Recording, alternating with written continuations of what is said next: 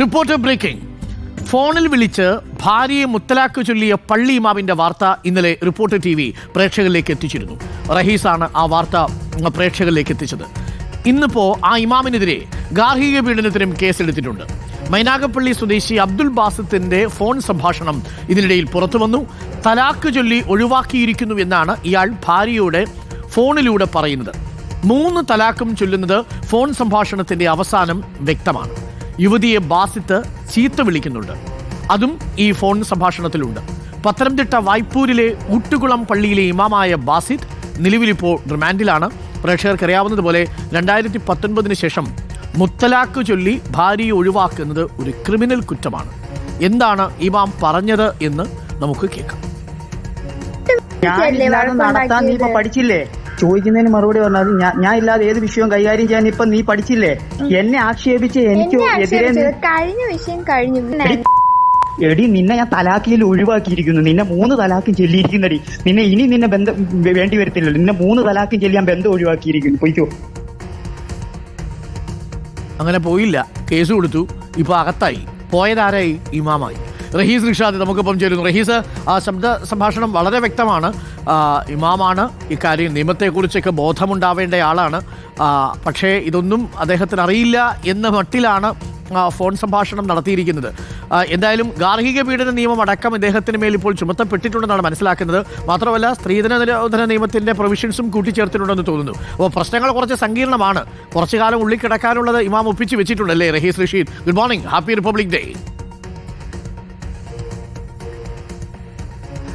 Good morning doctor Arun. നമ്മളിപ്പോ ഈ കേൾപ്പിച്ച phone സംഭാഷണത്തിന്റെ മുമ്പും പിമ്പുമുണ്ട്. വളരെ കുറച്ച് ആളുകൾക്ക് കേൾക്കാൻ പറ്റുന്ന തരത്തിലുള്ള വളരെ കുറച്ച് സെക്കൻഡ്സ് മാത്രമാണ് നമ്മൾ കേൾപ്പിച്ചത്. അതിന്റെ തുടക്കഭാഗവും ഒടുക്കഭാഗവും ഒക്കെ കേട്ടാൽ നമുക്ക് മൊത്തം ബീപ് ബീപ് ശബ്ദം മാത്രം ഇടേണ്ടി വരുന്ന ഒരു സാഹചര്യം ഉള്ളത് കൊണ്ടാണ് അത്രയും ഭാഗം മാത്രം കേൾപ്പിച്ചിരിക്കുന്നത്. അതിൽ പറഞ്ഞു തുടങ്ങുന്നത് കുഞ്ഞിന്റെ, ഞാൻ മനസ്സിലാക്കുന്നത് ഇവരുടെ കുഞ്ഞിന്റെ 1ാം പിറന്നാളായിരുന്നു.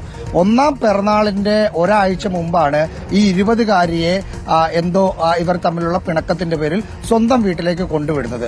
ഇവർ സ്വന്തം വീട്ടിൽ നിൽക്കുന്ന ദിവസം കുഞ്ഞിന്റെ പിറന്നാൾ ദിവസം വരുന്നു. അത് 1ാം പിറന്നാൾ കൂടിയാണ്. സ്വാഭാവികമായും അവരൊരു കേക്ക് മുറിച്ചിട്ടുണ്ടാവും. ആ സംഭാഷണം കേട്ടിട്ട് എനിക്ക് മനസ്സിലായത് പിറന്നാൾ ആഘോഷിച്ചു, ഞാനില്ലാതെ നീ എന്റെ കൊച്ചിന്റെ പിറന്നാൾ ആഘോഷിച്ചോ എന്ന് ചോദിച്ചാണ് സംഭാഷണം തുടങ്ങുന്നത്. അപ്പൊ ഇവർ ഈ 20 വയസ്സുകാരി പറയുന്നുണ്ട്, ഈ കുഞ്ഞിന്റെ ആദ്യ പിറന്നാളാണ്, ഒപ്പം എന്നെ വീട്ടിൽ കൊണ്ട് വിട്ടിരിക്കുകയാണ് എന്ന് വെച്ച് ഞാൻ അത് ആഘോഷിക്കാതിരിക്കണം. ആഘോഷം എന്ന ഉദ്ദേശം ഞാൻ ഉദ്ദേശിക്കുന്നത് ചെറിയൊരു കേക്ക് കട്ടിങ്. ഇവരൊരു വാടക വീട്ടിൽ താമസിക്കുന്ന ഒരാളുകൾ, ഇവരെ മാതാപിതാക്കളും ഈ പെണ്ണും ഒരു വാടക വീട്ടിൽ താമസിക്കുന്ന ആളുകളാണ്. ഒരു കേക്ക് മുറിച്ചത് ഇത്ര വലിയ തെറ്റാണോ എന്ന് ചോദിക്കുമ്പോൾ പല ഫ്ലാഷ് ബാക്കുകൾ അങ്ങോട്ടും ഇങ്ങോട്ടും പറയുകയാണ്. അപ്പം ഈ പെൺകുട്ടി പറയുന്നുണ്ട്, കഴിഞ്ഞതൊക്കെ കഴിഞ്ഞു, അതിൻ്റെ അകത്തൊരു സോൾവ് മൂഡിലേക്ക് കൊണ്ടുവരുന്നുണ്ട്. പക്ഷേ അപ്പോൾ പ്രവോക്ക് ആവുകയാണ് ചെയ്യുക. നീ ഞാനില്ലാതെ കാര്യങ്ങളൊക്കെ നടത്താൻ പഠിച്ചുവല്ലേ, അങ്ങനെയാണെങ്കിൽ ഇനി ഞാൻ വേണ്ട, നിന്നെ ഞാൻ തലാക്ക് ചൊല്ലുകയാണ്. 3 തവണ തലാക്ക് ചൊല്ലുന്നു. ഇസ്ലാമിക നിയമപ്രകാരം ഒരാൾ 3 തവണ തലാക്ക് ചൊല്ലിയാൽ അത് ഇവർ തമ്മിലുള്ള വിവാഹബന്ധം വേർപെട്ടു എന്നല്ല. പക്ഷേ ഈ പറഞ്ഞതുപോലെ അല്ല കേട്ടോ അരുൺ. അതായത് 3 തവണ തലാക്ക് ചൊല്ലണം. അതിന് കുറെ നടപടിക്രമങ്ങളുണ്ട്, കുറെ മാസങ്ങളുടെ പ്രക്രിയയുണ്ട്, ഇടനിലക്കാരുടെ സംസാരമുണ്ട്. ഏറ്റവും അവസാനം ഒരു സാക്ഷിയുടെ മുമ്പിൽ വെച്ചാണ് തൊലാക്ക് ചെയ്യേണ്ടത്. അത് ഫോണിൽ തൊലാക്കൊന്നുമല്ല ഇസ്ലാമിൽ പറഞ്ഞിട്ടുള്ളതും.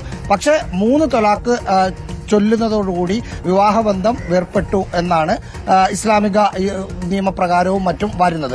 അതിന്റെ അടിസ്ഥാനത്തിലാണ് ഈ പെൺകുട്ടി കോടതിയെ സമീപിച്ചത്. പോലീസ് അഡീഷണൽ വകുപ്പുകൾ ചുമത്തിരിക്കുന്നു. ഗാർഹിക പീഡനത്തിന്, അതായത് ഇവരെ നിരന്തരം ഉപദ്രവിച്ചിരുന്നു എന്ന് പോലീസിന് ഇവർ മൊഴി നൽകിയിട്ടുണ്ട്.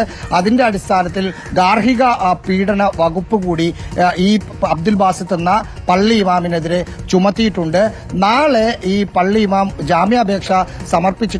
ഈ മുത്തലാഖ് കേസ് വരുമ്പോൾ ഒരു പ്രശ്നം, ഈ മുത്തലാഖിന് ഇരയായ സ്ത്രീയെ കൂടി കേട്ടിട്ട് മാത്രമേ കോടതിക്ക് ജാമ്യാപേക്ഷയിൽ എന്തെങ്കിലും തീരുമാനമെടുക്കാൻ പറ്റൂ. അവർ ജാമ്യം കൊടുക്കരുത് എന്ന് പറഞ്ഞാൽ മുത്തലാഖ് നിയമം അനുസരിച്ച് പെട്ടെന്ന് ഈ ഇമാമിന് ജാമ്യം കിട്ടില്ല. പൊക്കോ എന്ന് പറഞ്ഞ ഇമാം നേരത്തെ അരുൺ പറഞ്ഞതുപോലെ ആ പെൺകുട്ടി വീട്ടിലാണ്, ഇമാം ജയിലിലേക്കാണ് പോയത് എന്ന ഒരു വ്യത്യാസമേ ഉള്ളൂ. റഹീസ്, ഈ പെൺകുട്ടി ജാമ്യം കൊടുക്കാനായിട്ട് സമ്മതിക്കുമോ? സമ്മതിക്കില്ല എന്നാണ് മനസ്സിലാക്കുന്നത്. ഞാൻ ഇന്നലെ അവരുമായി സംസാരിച്ചിരുന്നു. ഈ പെൺകുട്ടിയെ കോടതിയിൽ എത്തിക്കുന്നതിന് പോലീസിന് ചില നടപടിക്രമങ്ങളുണ്ട്. കോടതിയിൽ പോയി കോടതിയിൽ ഒരു നോട്ടീസ് കൊടുത്ത് ആ നോട്ടീസ് പെൺകുട്ടിയുടെ വീട്ടിലെത്തിച്ച് പെൺകുട്ടിയുടെ കൂടി സമയവും സാഹചര്യവും നോക്കി പെൺകുട്ടി ഇന്ന ദിവസം ഞാൻ കോടതിയിൽ വരാം എന്ന് പറയുന്നതാണ് നടപടിക്രമം. പക്ഷേ ചവറ പോലീസ് സ്റ്റേഷനിൽ നിന്ന് മറ്റ് ചില ഇടപാടുകൾ കൂടി നടക്കുന്നുണ്ട്. ഈ പെൺകുട്ടിയെ ചില ആളുകൾ വഴി അല്ലെങ്കിൽ പോലീസ് ഉദ്യോഗസ്ഥർ വഴി സ്വാധീനിച്ച് കോടതിയിൽ നാളെ എത്തിക്കാനുള്ള ഒരു ശ്രമം ഇന്നലെ നടത്തിയിട്ടുണ്ട്. പക്ഷേ ഈ പെൺകുട്ടിയുടെ അഭിഭാഷകൻ പോലീസ് ഉദ്യോഗസ്ഥരോട്, കായംകുളം സ്വദേശിയായ ഒരു നിയാസാണ് ഇതിന്റെ അഭിഭാഷകൻ, പോലീസിനോട് കൃത്യമായി പറഞ്ഞിട്ടുണ്ട് കോടതി നടപടിക്രമങ്ങൾ എന്താണോ ബൈ ലോ പറയുന്നത് അതനുസരിച്ചുള്ള നടപടികൾ പൂർത്തിയാക്കിയാൽ മാത്രമേ പെൺകുട്ടിയെ കോടതിയിലേക്ക് കൊണ്ടുവരൂവെന്ന് അറിയിച്ചിട്ടുണ്ട്. അതുകൊണ്ട് ആ നടപടിക്രമങ്ങൾ തുടങ്ങിയിട്ടില്ല. നാളെ രാവിലെ നടപടിക്രമങ്ങൾ. അതെ, ഈ ഇവർക്ക് രണ്ടുപേർക്കും ഒരു കുട്ടിയുണ്ട്. ആ കുട്ടിയുടെ 1-ാം പിറന്നാളിന് കേക്ക് മുറിച്ചതാണ് പെട്ടെന്നുള്ള പ്രകോപനം അല്ലേ?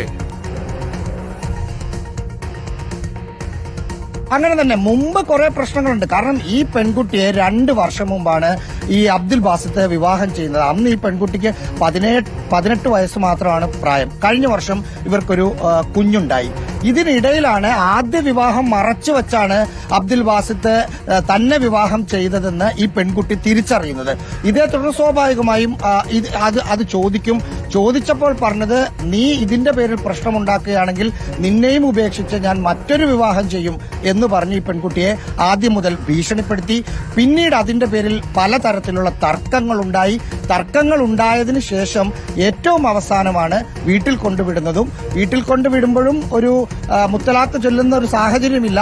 പക്ഷേ ഞാനില്ലാതെ എന്റെ കുഞ്ഞിന്റെ ബർത്ത്ഡേ കേക്ക് മുറിച്ചു എന്നൊക്കെ പറഞ്ഞ് എന്താ പറയാ ഒരു സില്ലി കാര്യമെന്നൊക്കെ പറയുന്ന കാര്യത്തിൽ വിവാഹബന്ധം നിയമവിരുദ്ധമായി വേർപ്പെടുത്താനുള്ള ഒരു ശ്രമം നടത്തി എന്നതാണ് പ്രധാനപ്പെട്ട പ്രശ്നം. ഓക്കെ, എന്നാലും അത് ഒരിക്കൽ കൂടി നമുക്കൊന്ന് പ്രേക്ഷകരെ കേൾപ്പിക്കാം.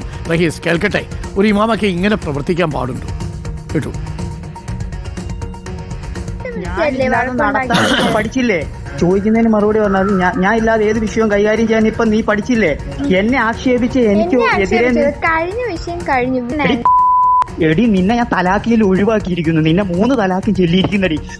നിന്നെ ബന്ധം വേണ്ടി വരത്തില്ലല്ലോ. നിന്നെ 3 തലാക്കും ചെല്ലിയാൻ ബന്ധം ഒഴിവാക്കിയിരിക്കുന്നു. പൊയ്ക്കോ. ഇത്രേ ഉള്ളൂ. അപ്പോൾ കഴിഞ്ഞു എന്നാണ് കരുതിയത് അബ്ദുൽ ബാസിത്ത്. പക്ഷേ കഴിഞ്ഞില്ല. അതൊരു തുടക്കം മാത്രമായിരുന്നു. ഇപ്പോൾ ജയിലിനുള്ളിലുണ്ട് തലാഖ് ചൊല്ലിപ്പോയ കക്ഷി. അപ്പോൾ എന്തായാലും ഇനി ഈ യുവതി കനിയണം, ജാമ്യം കിട്ടി പുറത്തു വരണം എന്നുണ്ടെങ്കിൽ ഇതൊക്കെ ഒരു പാഠമാണ് ആളുകൾക്ക്. ഒന്ന് ആലോചിച്ച് നോക്കൂ. മോൻ്റെ പിറന്നാൾ, 1ാമത്തെ പിറന്നാൾ വീട്ടിൽ കൊണ്ട് വിട്ട് കഴിഞ്ഞപ്പോൾ അവിടെ വെച്ചൊരു ചെറിയ കേക്ക് കട്ട് ചെയ്തതാണ്. അതാണ് പെട്ടെന്നുള്ള പ്രകോപനമായിട്ട് ഒരു ഡിവോഴ്സിന് മുത്തലാഖൊക്കെ ചൊല്ലാൻ കേക്ക് കട്ട് ചെയ്യുന്നത്, ഒറ്റയ്ക്ക് കേക്ക് കട്ട് ചെയ്തു എന്നുള്ളതിന് കാരണമാവുക. എന്നിട്ട് അവരെ നിഷ്കരണം വലിച്ചെറിയുക. മറ്റൊരു വിവാഹം ഇയാൾക്കുണ്ട്, ആ വിവാഹബന്ധം അയാൾ തുടരുകയും ചെയ്യുന്നുണ്ട് എന്നാണ് ഞാൻ മനസ്സിലാക്കുന്നത്. അപ്പോൾ അതിനെ ചൊല്ലി വീട്ടിൽ വഴക്കുണ്ടാവാറുണ്ടായിരുന്നു എന്നുള്ളതാണ്. എന്നാലും ഗാർഹിക പീഡന നിരോധന നിയമമുണ്ട്, സ്ത്രീധന നിരോധന നിയമമുണ്ട്, ഒപ്പം തന്നെ ഇപ്പോൾ മുത്തലാഖ് ക്രിമിനൽ ഒഫൻസ് ആക്കിയതിനു ശേഷമുള്ള ഒഫൻസും ചുമത്തപ്പെട്ടിട്ടുണ്ട്.